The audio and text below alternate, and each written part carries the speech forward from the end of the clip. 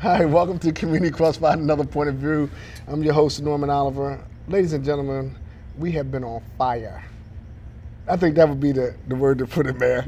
This evening, I'm honored to have a good friend of mine, a guy who brought me into this business a long time ago when I had an afro like him, Mayor James Baker. So we're going to have an interesting discussion. And next week, ladies and gentlemen, we're going to have an incredible show. And I want to first thank Trippy Congo, Sammy Congo, Cherry Congo, and the whole Congo family. Next week, they're going to decorate the whole studio. They're going to decorate the whole studio, so we're going to have all 5 mayoral debates. And come down early, ladies and gentlemen, because we're going to have a studio audience in the studio, so you can ask some questions. And it begins at 8 o'clock, so you're going to have to tune in early. We have it on Facebook, thanks to my good friend Kevin Carr and Mike Rowley and Nancy Willing. All these guys have been pitching in so we could get the message out to the masses, because a lot of people have, direct TV and Fios, but I was talking to people who live out of town who's been watching it. So this is an interesting campaign season. It's going to be the first time in 12 years we're going to pick a new mayor. So I'm honored to have Mayor James Baker. How you doing, Mayor? Oh, pretty good. How are you doing? I'm good, Mayor. And Mayor, let's get started. But tell me a little bit about. Let me unbutton my jacket here. How did you get into politics, and what drove you? Because you're like one of the longest standing politicians now, right? Well, in the state. Oh yeah. Right. It'll be 40 years after this term. Be 40 years altogether. But actually, I grew up in a sort of a political family, in the sense that my aunt was a president of a union. My father was a union organizer. So we had a lot of discussion about what was going on. Right. And then the church was very much involved in the civil rights. So if people didn't go down south, they used to send money to the organizations to help. So it was quite involved in that sense. And then, of course, we always were told you're supposed to do something for your community and for your people. And so you grow up with that and you sort of get into that. But when I came here, actually, I helped on people's campaigns. Okay. I wasn't really interested in politics and being elected. I was more interested in getting people elected that I thought were good people. And so I did research for them, raised money, did door-to-door occasionally. But I did it that way until people just kept saying, you ought to run, and I turned them down about 3 times, maybe twice rather than 3. But anyways, eventually I decided to run for city council. Was it like any politician in the state or city that you kind of followed? Like Not followed. There wasn't really that. I remember one discussion of all people was with Jim Sills. Okay. And Jim Sills, I remember it so well. He said, Jim, you can't always complain about what people do or what they don't do, and you're not involved in it. Right. So that was one thing. I always respected Jim as a person. But anyways, there are a lot of people that talk to me that I knew from. Like my Quaker friends were very interested in having me run, and then people that I lived around in West Center City, Helen Chambers, for example, and Fraulein, all of those. They loved you. Yeah, but they were very young then. They were out there on the street organizing and doing a lot of things. So it was a different world back in the 60s. You know what I've always found interesting with you, when you and I, because we talk a lot, is your varied background. You like into jazz, into writing, and you almost really a self-taught guy. Self-taught. Because you read a lot. Oh yeah, I read all the encyclopedias, for example, from A to Z when I was a kid. Okay. I always found knowledge was always important. I was a different kind of person. I like to teach myself. If you tell me study nuclear science, fine, I'll study it if I like it. But I'd rather not have someone say, this and that and the other. I'd rather do it myself.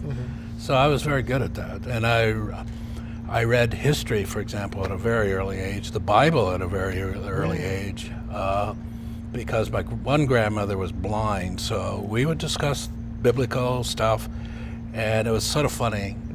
When I think back, she used to say to me that women should not vote. She felt women should be in the home. Wow. And she said, obviously she voted for Harding, who I think was the first time women voted. But anyway, she says, look what's happened to this country since women started voting. That's interesting. But I mean, that in those days, that's the way women were taught that they were home carers. They were not supposed to compete with men over voting or jobs or anything. That's all changed now over the years. When we talked about history, we would talk about history a lot. You seemed like you were always fascinated with Frederick Douglass. Oh, like he was my favorite. Yeah. Frederick Douglass was one of the most bravest, smartest people in the world. I mean, there was people. Well, he taught himself, in effect. He did. I think one of the women in his earlier ages taught him how to read, but he was a no-nonsense man. I mean, he got away. He was right down in Maryland. He has relatives here in Delaware. Baileys are actually his original name in Maryland and in Delaware. He came up by boat.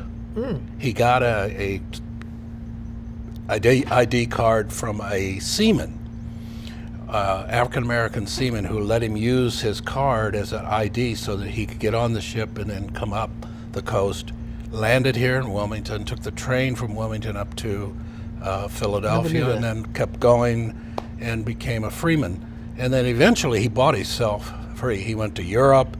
He was well respected. I didn't realize when the Irish ambassador recently came here, he told me about the relationship between Frederick Douglass and one of their most famous Irish writers and activists for Irish freedom, and how much they related to one another. And of course, Frederick Douglass was attacked.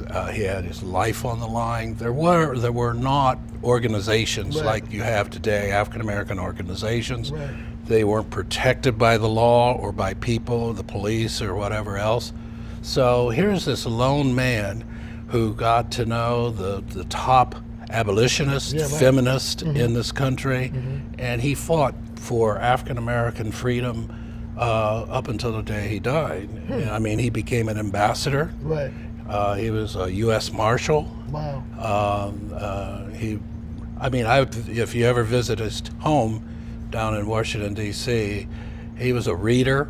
But here's the thing, he was a big man, 6 foot plus, and when you look at the bed he slept in, you could not figure out how in the world did he sleep in that little bed. And they told me in those days, people didn't believe in laying all the way down. They believed it was unhealthy, so they would literally prop themselves up and almost sleep up. Wow. If you reflect nationally, right, just nationally, who would you say are people, I mean, to Dr. King, who had the biggest impact in the civil rights movement, or in current times or past times? Past times, Frederick Douglass, and more recent, the civil rights movement of the 50s, 60s. Obviously, Martin Luther King. You had Whitney Young. You had the head of the NAACP. I can see him, but I can't. Roy Wilkins. Roy Wilkins was the head of the NAACP. You had a lot. Elijah Muhammad. You had Malcolm X. You had a lot of people. It wasn't just one. But Martin Luther King led those demonstrations after they were started in the South by others who actually asked him to take over. And one of the people, Philip Randolph, was one of the greatest ever for what he did, organizing the Union. His writings, his teachings, everything that he did was just phenomenal. And when the March on Washington took place, he was supposed to be the main speaker, the last great speaker.